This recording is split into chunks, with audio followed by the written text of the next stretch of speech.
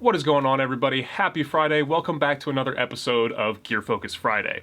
I'm your host, Dan, and on this week's episode, we're going to be talking about something that I personally feel that every single photographer and videographer should have in their kit, and that is an ND filter. No limits, no ceiling, no groove, no pressure gonna hold me down. No stopping till I break every rule. No limits to what I can do. Nowhere is too far away. So before we jump into any comparisons or tests, we need to talk about what an ND filter actually is. An ND filter is a neutral density filter, and what that means is the filter cuts down on all wavelengths of visual light equally, which means it's not going to cut down your highlights or your shadows more than the other. It's going to cut down them both equally. So you're probably wondering why we would want to cut down on the amount of light coming into the lens. And if you've ever shot outside, you know exactly what I'm talking about. When we shoot outside, we don't have any control over the lighting situation, and oftentimes there's way too much light coming into our lens and our sensor. So one of the options that we have is to increase our aperture. But the problem with increasing your aperture is when you do that, you're closing the iris, and that lets less light into the lens and into the sensor, which means our depth of field is going to be increased, making our subject not stand out as much against our background. Now, when it comes to choosing our ND filters, we have a ton of different options. We have a single stop filter, we have a variable neutral density filter, and we also have internal ND filters.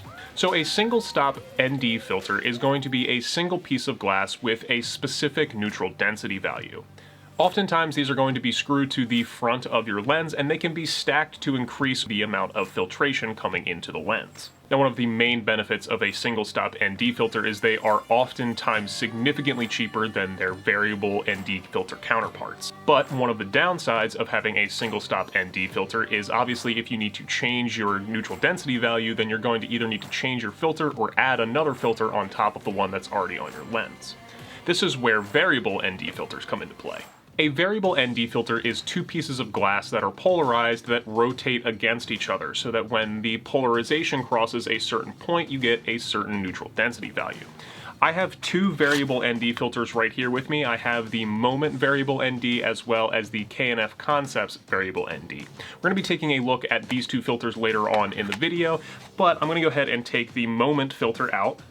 As satisfying as undoing this case may be, it's really kind of impractical when you're trying to get the filter out. But anyway, so this is the Moment ND filter. This is the 5 to 9 stop version. And as you can see, I can rotate these two pieces of glass independently. So as those pieces of glass rotate against each other, they will cross-polarize, creating a larger ND value. Now, of course, there are downsides to variable ND filters as well, and one of those is cross-hatching. With the lower quality ND filters, sometimes when the two pieces of glass rotate against each other, you wind up with cross-hatching or different parts of the image that are more filtered than the other part of the image.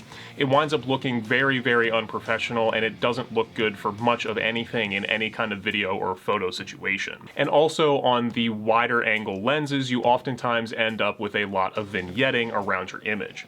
Now, one of the benefits of both the K&F and the Moment ND filters is when we tested them all the way down to 16 millimeters, we did not have any vignetting around the edges of the image. So now we need to talk about which filter we want to buy. For videographers, I would recommend buying the highest stop value you can, and if you can afford a variable ND filter, do that as well. You can always add more light, but it's very, very hard to take light away or adjust to too much light. And if you can only afford a single stop ND filter, then you want to be getting a filter on the higher end, probably somewhere between a 5 or 10 stop ND filter, because like I said, you can always add more light to your scene, and it's much harder to take that away. So we finally got some sunny weather here in Maryland, so we are going to go outside and we're going to test the K&F filter next to the Moment filter. Now, before we get too far into this, I just want to say that we used the EOS R with the 16 to 35 millimeter lenses.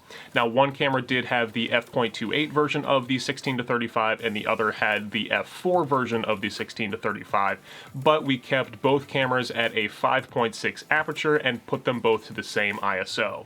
We also used the exposure meter to make sure that both cameras had the exposure set to the exact same thing. Looking at both of these shots, we didn't put any color grading or any post-processing on either of these shots. And what's funny to me is the K&F concept filter is a third of the price of the moment filter. Another thing that's really cool to see is the differences in the coatings on both of these filters. The moment filter has a bit of a reddish or purple hue to it when you look at the front of the filter, and the K&F concept filter has a bit of a green hue to the front. But the cool thing is that neither one of these colors cast onto the image at all. Something that is very important for filters is how they affect the color of your sky. When we take a look at the filters side by side, we see the K&F filter has a bit of a bluer sky where the moment filter overall looks a little bit warmer. Another big thing to look at is skin tones. Again, the moment filter appears to add a bit of warmth in the highlights where the K&F stays pretty neutral throughout, if not adding a bit more green. So after looking at the test footage, I'm curious to see what you guys think. So go ahead down in the comments below and let us know what you think about these two filters and which filters you guys are using and keeping in your camera kits. And while you're down there, make sure you hit that like and subscribe button, as it really does help us out here on the channel. Thank you so much for watching this week's episode of Gear Focus Friday, and I'll see you all next week. Peace.